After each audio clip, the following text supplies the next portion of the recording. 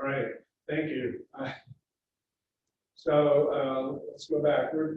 We are going to consider how ATP is synthesized, and it's going to, the synthesis, the energy for this synthesis is going to make use of protons that were pumped as part of events happening in the electron transport chain. So this cartoon captures this. So if we consider that many of these electrons are being delivered to the electron transport chain as NADH. These are, the NADH is reoxidized, the electrons move through a series of electron handling components that are embedded in complex 1 that pumps 4 protons here. As they move on, they're carried by Q to complex 3. For 2 electrons transferred to cytochrome C, we will pump another 4 protons. And then for 2 electrons entering the complex 4, from cytochrome C, an additional 2 protons will be pumped. In effect, then, for 1 copy of NADH, we pump 10 protons from the matrix to the intermembrane space. This represents both a concentration difference, but it also represents now a charge difference, and that's what this down at the bottom is meant to represent. So the chemical concentration difference we can think of as a difference in pH, a difference in proton concentration, but the difference in charge is shown over here, and this represents now a membrane potential. We have more positive charge on the outer aspect of the inner membrane versus the matrix side of the inner membrane. These protons are going to re-enter the mitochondrial matrix through the ATP synthase. And we'll talk about this process in detail in just a few minutes. But this movement, this re-entry, actually turns a molecular motor. The F0 region contains a cylinder that is caused to rotate as the protons re-enter the mitochondrial matrix. And that motion is captured by a long, thin protein that is inserted into the F0 region and rotates with the cylinder that contacts proteins in the F1 region, where the ATP is actually assembled from ADP and inorganic phosphate. So we're going to go through this process. It turns out that the chemical energy, the concentration difference, represents about 20% of the energy that we have. The electrochemical charge difference represents about 80% of the energy that we have available to drive the synthesis process. Okay, so that's the general thrust of ATP synthesis. The electron transport chain carries out these many oxidations. That energy is captured and used to pump protons. Proton reentry is used to drive a molecular motor that facilitates ATP synthesis.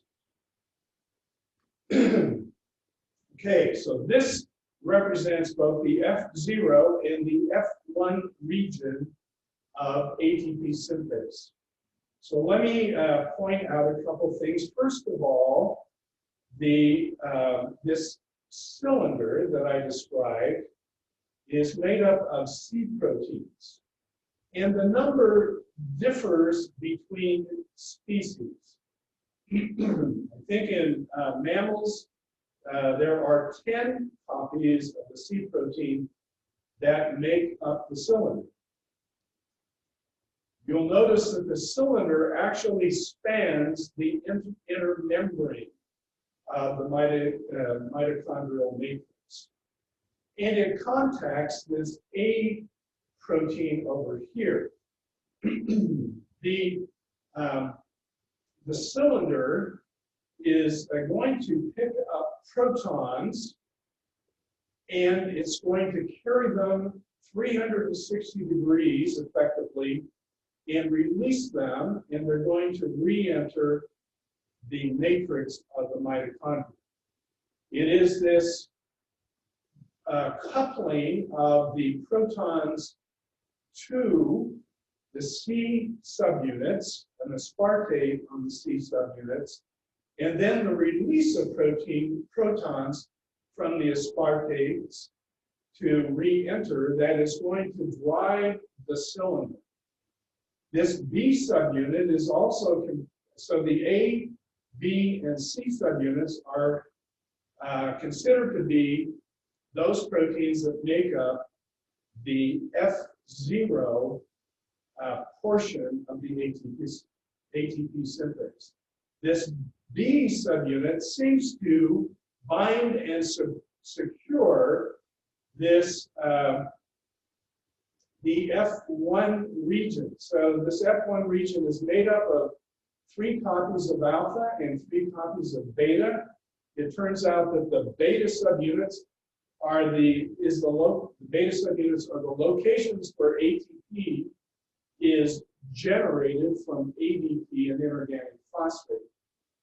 You'll notice that this gamma subunit inserts into the F0 and it turns as the C cylinder rotates.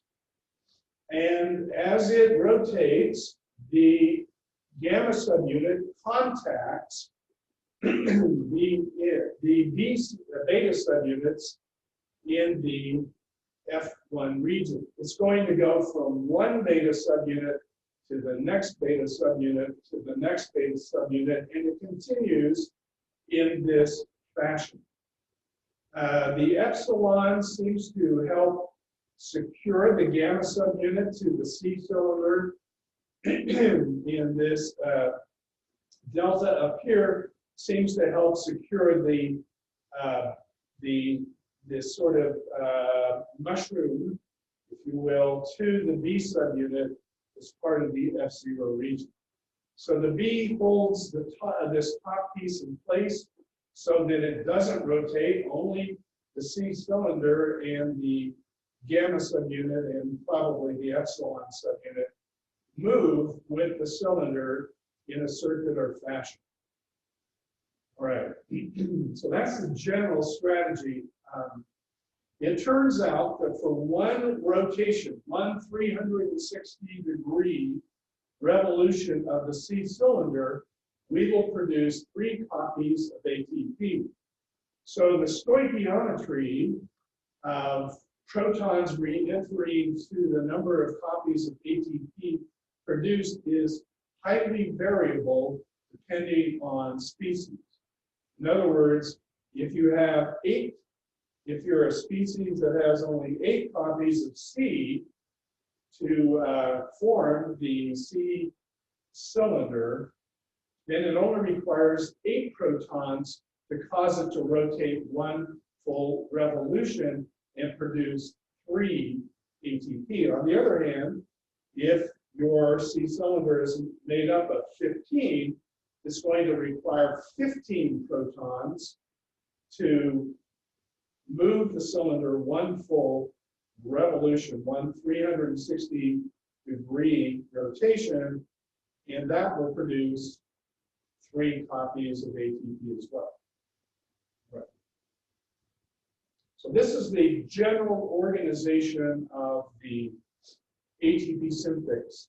The Greek letters represent the F1 region, the English ABC represent the F0. Okay, are there questions?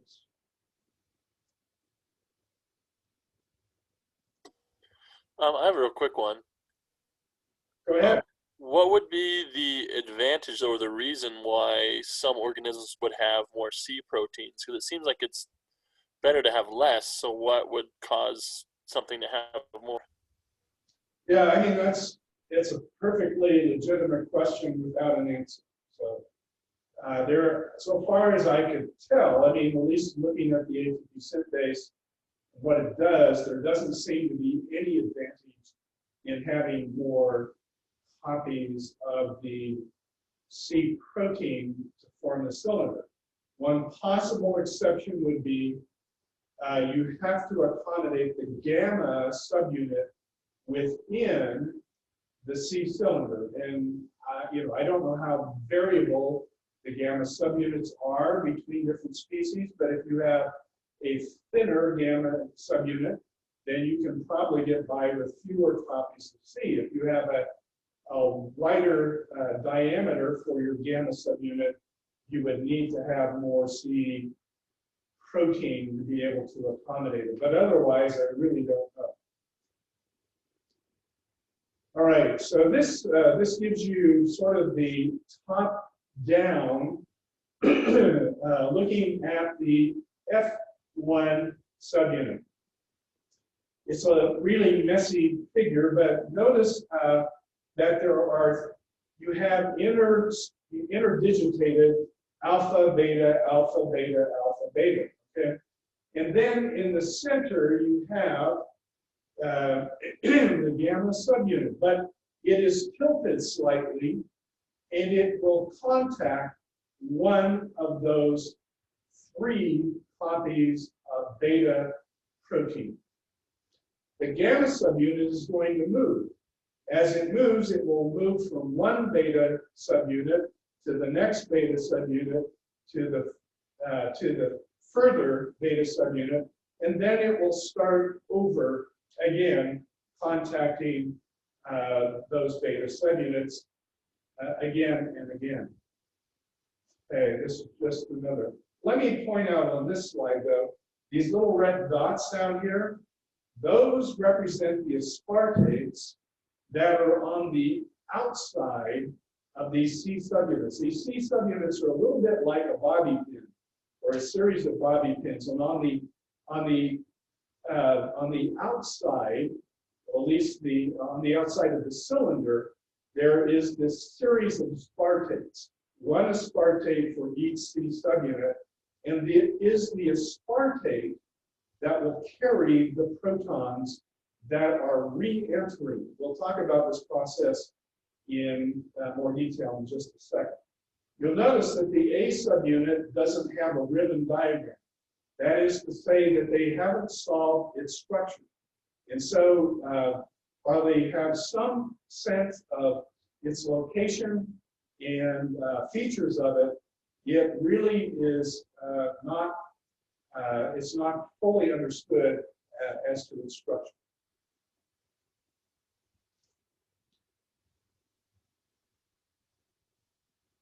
Okay, we're going to now talk about the mechanism for ATP synthesis. As mentioned, this happens on the beta proteins that make up the F1 portion of ATP synthase. This is, again, a complicated slide. It's not representing 3 different sets of alpha beta subunits. It's looking at 3 different times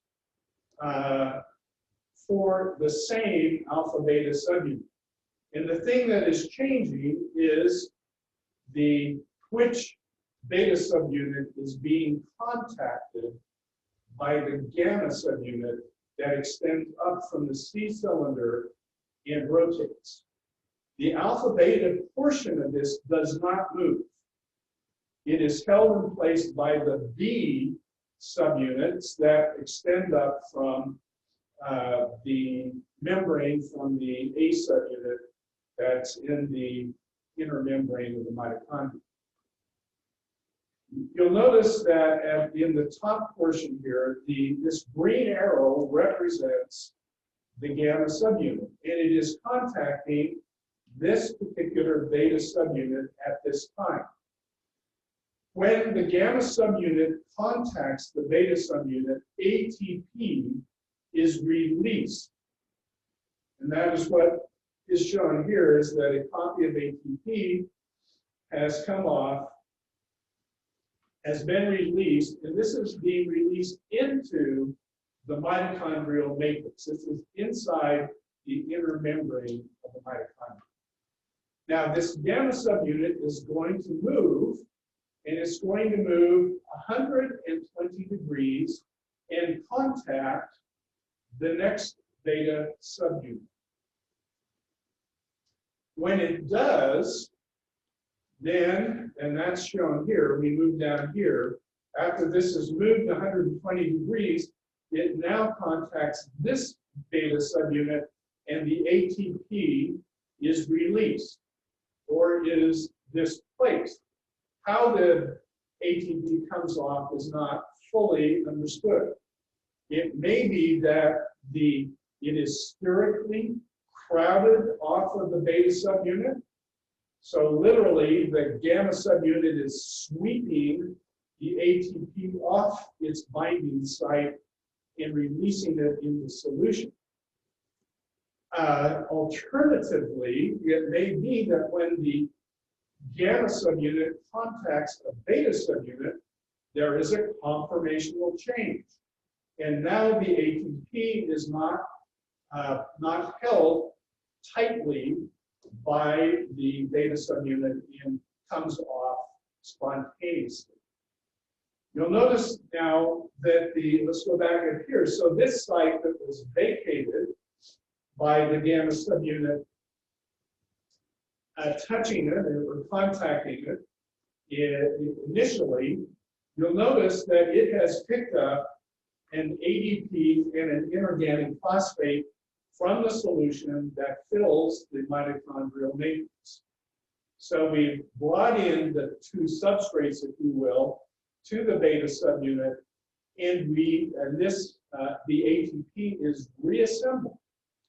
Interestingly, the beta subunit is able to stabilize the intermediate state such that it costs almost no energy to convert ADP back to ATP.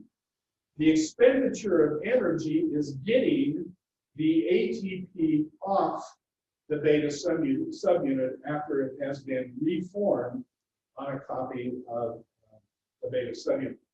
Okay, so down here then we have what happens after the gamma subunit has rotated so now we're 120 degrees farther along. This is rotated. It has contacted this beta subunit. The second copy of ATP is released. And now it's going to move another 120 degrees. That is what is shown here. Now the gamma subunit contacts this beta subunit. The ATP is displaced or released. And that's the third copy of ATP produced per one rotation of the C subunit. This beta subunit that lost its ATP has now picked up ADP and inorganic phosphate here. The one that had ADP and inorganic phosphate has reformed ATP, as shown here. And now the gamma subunit will move another 120 degrees, contacting another beta subunit, bringing about the release of ATP, either through steric crowding and displacement, or through a conformational change of the beta subunit, such that the beta subunit no longer holds the ATP on it, and it comes off and is released into the mitochondrial matrix. Okay, let's stop here and take questions.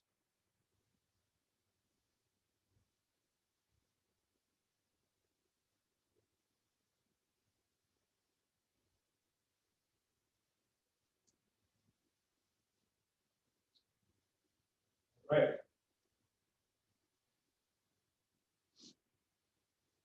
This slide is just simply intended to show that the beta subunit is able to stabilize the intermediate such that it costs virtually no energy to reform ATP from ADP and inorganic phosphate.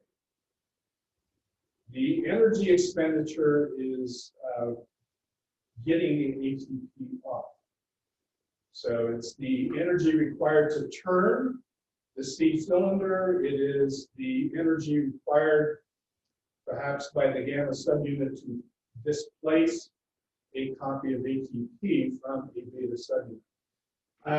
There was a set of experiments done by a Japanese group a number of years ago in which they were able to take a long active filament and attach it to the C cylinder. They inverted the ATP synthase, the entire complex, and affixed it to a nickel-coated plate. And then they took pictures of this. And this is interesting because it really does reinforce the idea that you have effectively three positions of the gamma subunit of the cylinder. So you'll notice that in this case, we have for a period of time, the cylinder is sort of pointed to the left in this. And then it rotates 120 degrees, and it is now kind of pointed down and slightly to the right. And then you'll see that there is a further rotation, and now it is pointed up and to the right, and this process continues. So this is very elegant evidence that the gamma subunit moves from one beta subunit to the next, and it is because of the rotation of the C cylinder that this occurs.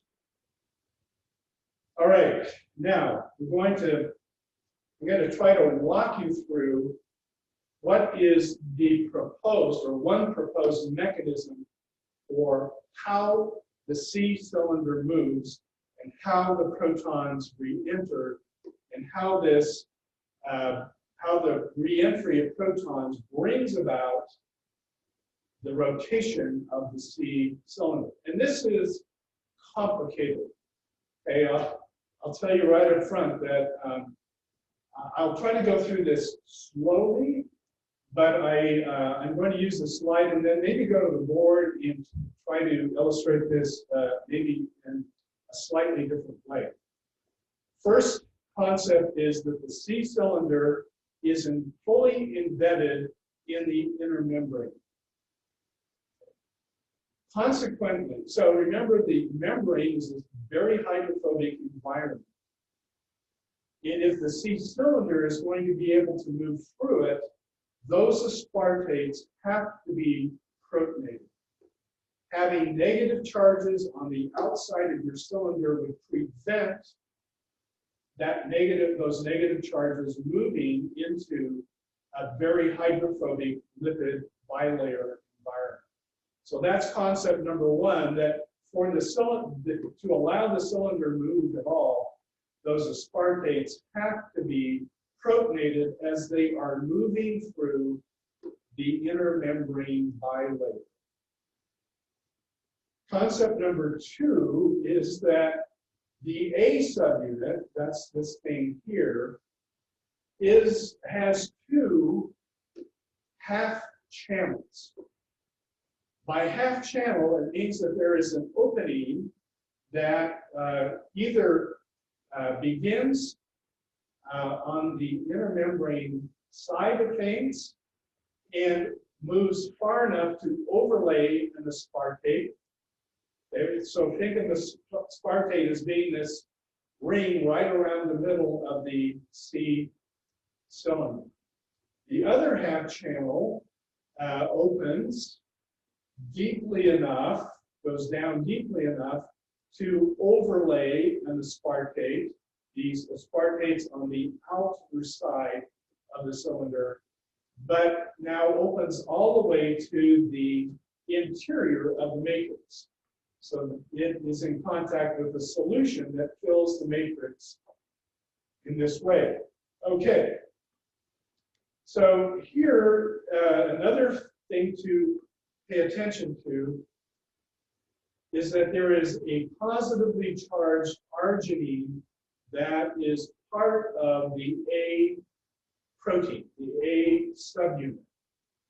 And while the book kind of has this toggling back and forth between one site and another, and that may be true, it actually makes more sense to me, at least, if the positive charge is relatively stationary and overlays is more located. It's more located on the right side, very near the opening, or very near the interior of this P side, positive side half channel. So this is the half channel that is in contact with the intermembrane space. The inside half channel is in contact with the mitochondrial matrix. Okay. So here is what seems to be happening. Okay. And so I'm going to walk through it slowly, try to give you a sense of it. So as this moves, so let's say we think of this protonate aspartate moving, it moves till it is overlaid by the inside half channel. So this moves from here over so that the aspartate now is perfectly in line with this half channel and is actually exposed to the liquid in this half channel. The pH of the liquid in the matrix is sort of cellular pH, so 7.4, 7.5. And consequently, if the protonated aspartate comes in contact with liquid, the proton will spontaneously dissociate and come off and re-enter the mitochondrial matrix.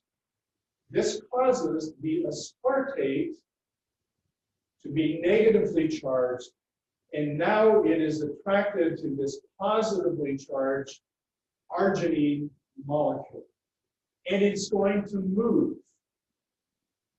Okay.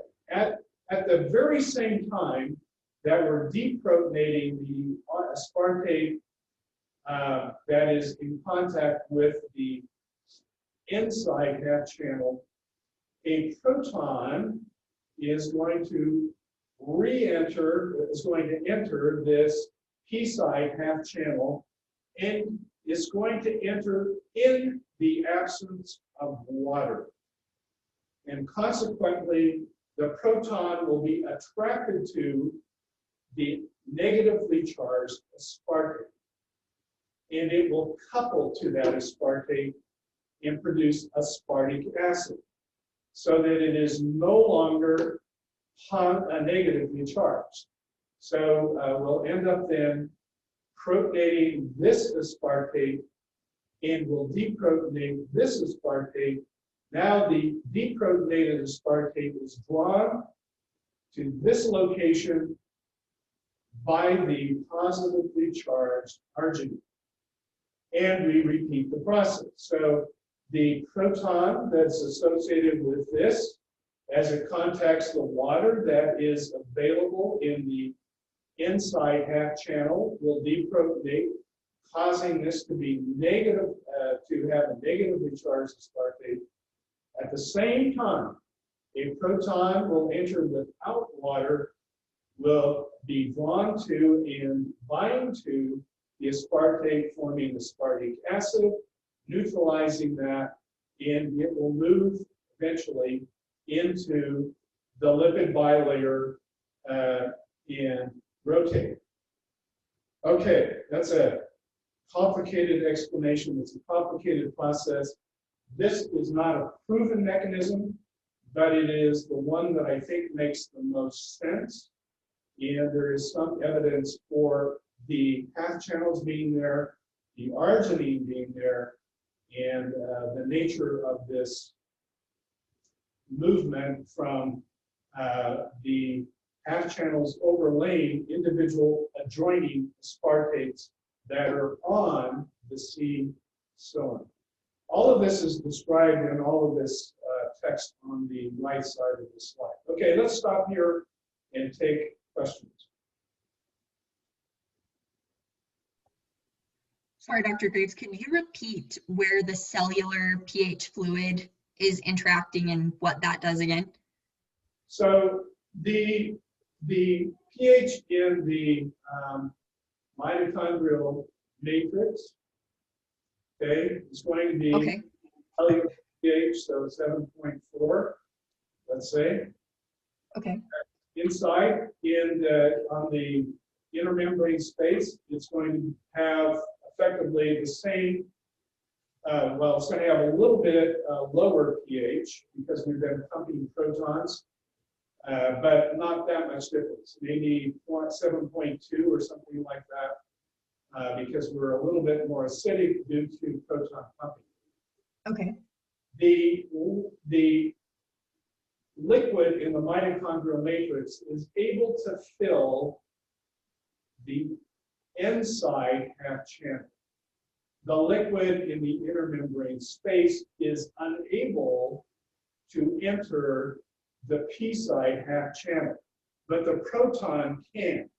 So the proton moves without water up to a carboxylate and couples to that, forming aspartic acid, which makes it neutral and able to now move into the lipid bilayer. Okay.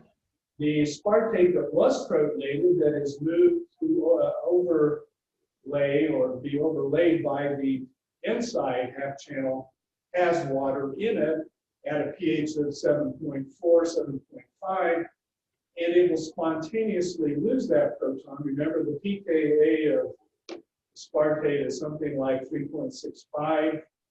So it will lose that proton spontaneously. The proton then moves towards the excess negative charge inside the mitochondrial matrix. And we produce now a negatively charged aspartate, which is attracted to the arginine. The arginine stays in place, at least in my mind.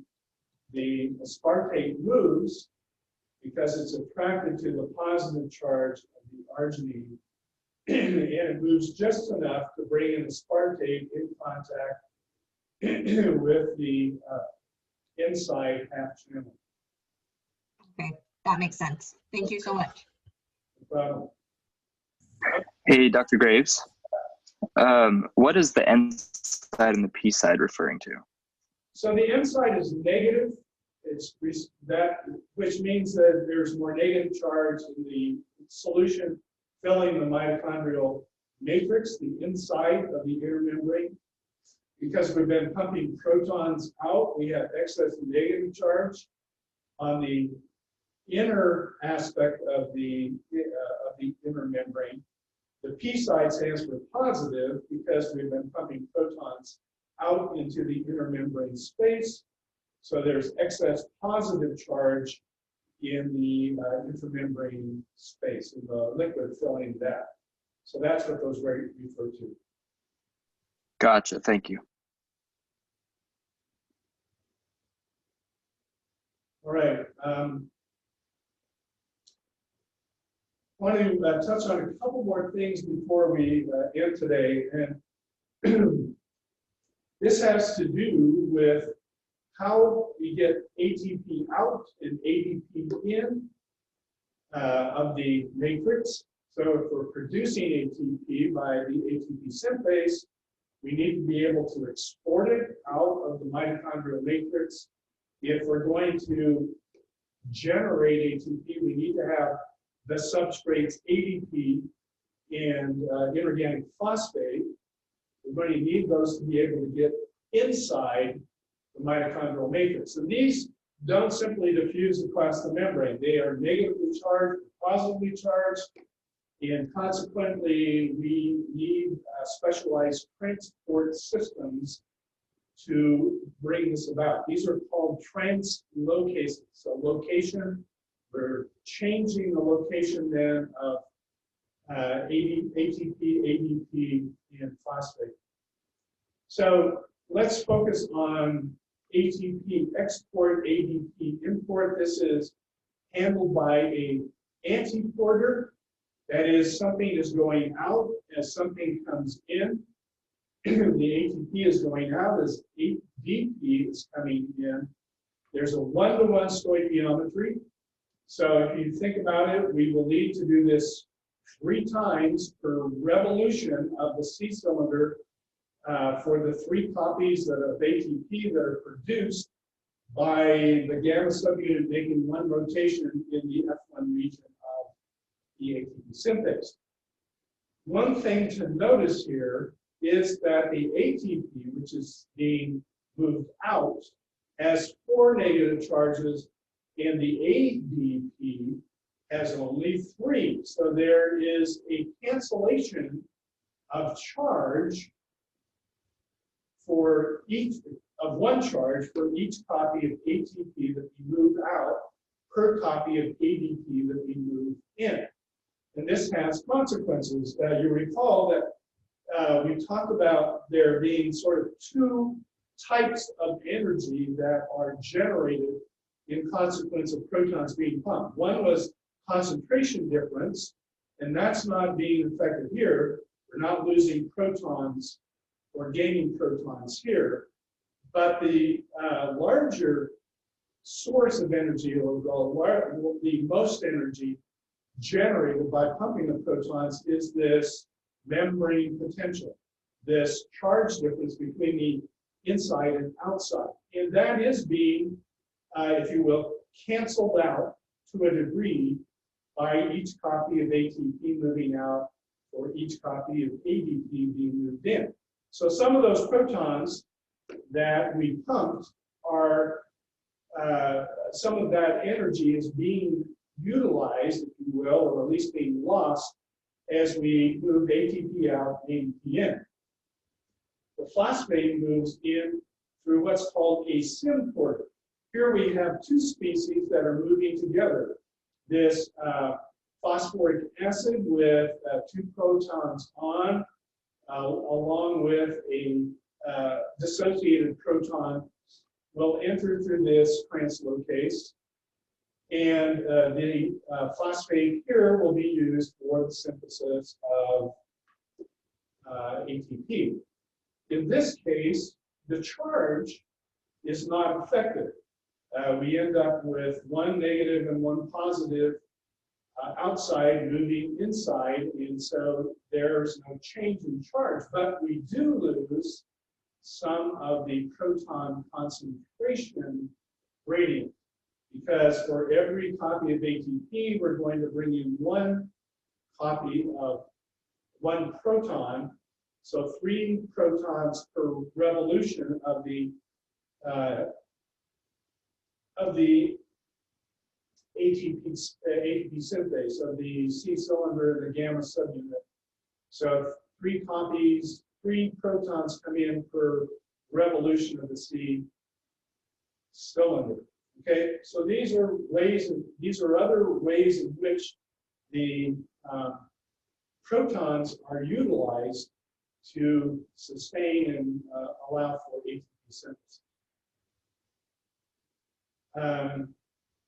You can get uncoupling of the electron transport chain, uncoupling from ATP synthesis in some tissues, especially brown adipose tissue. The protons pumped are used to generate heat, to keep our body at a fairly constant temperature. So the energy there is not used to generate ATP, but to carry out thermogenesis through this protein thermogenin, and we bypass the ATP synthase. That's in brown adipose tissue. You won't need to know this for the exam. This is very busy. But what it's saying is that NADH that's in the cytosol through a complex transfer of electrons involving malate moving through its shuttle and being converted back into oxaloacetate can generate a copy of NADH in the mitochondrial matrix. So this is one mechanism. So in effect, the NADH can't move across the inner membrane, but the electrons can by converting them to oxaloacetate, converting it into malate. Malate moves interior. Malate is reoxidized, and those electrons are used to reduce NAD plus NADH. Anyway, it's just a way of capturing energy. This is the second mechanism. Different cells use different ways of doing this, in which now an NADH generates an FADH2. The electrons go directly to Q, not going through complex 1, so we don't pump as many protons when we have electrons enter from FADH2. Okay. And that is it for today. I think we'll stop here. Let me just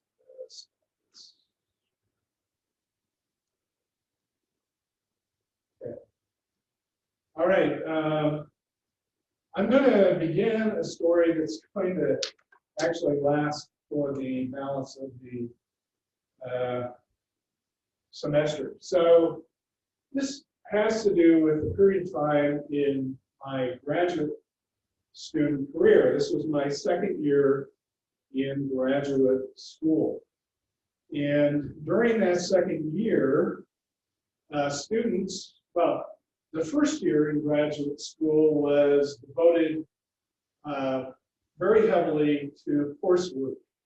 And students had to maintain a certain GPA to be able to continue in the program. But during the second year, or at least sometime in the first year, you identified a laboratory in which you were going to work, a research advisor, professor that you were going to work under.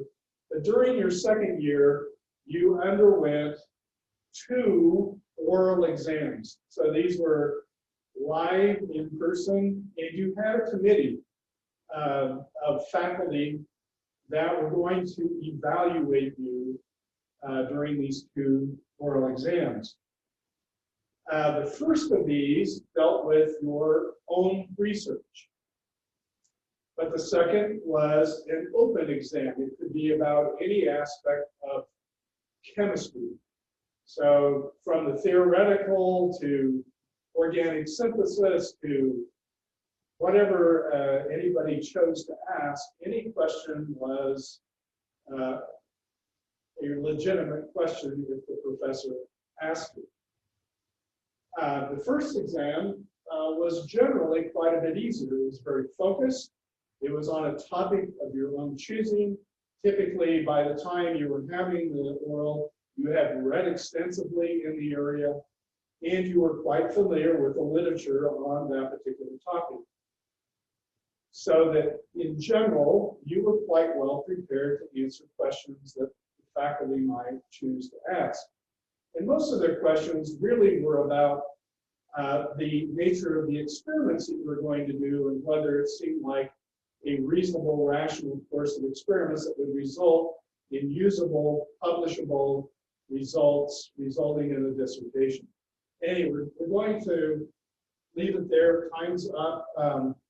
Thank you. I hope this works. Please, as we do this, please feel free to ask questions. It's going to be hard to have you understand this if you don't alert me to things that are not entirely clear. So please feel free to ask. All right, well, thank you very much, and we will resume. I'll have my office hours today, Zoom office hours today, as soon as I get back to my office. And I'll have office hours tomorrow, and we'll have class again on Wednesday and office hours again Wednesday after class. All right, thank you very much.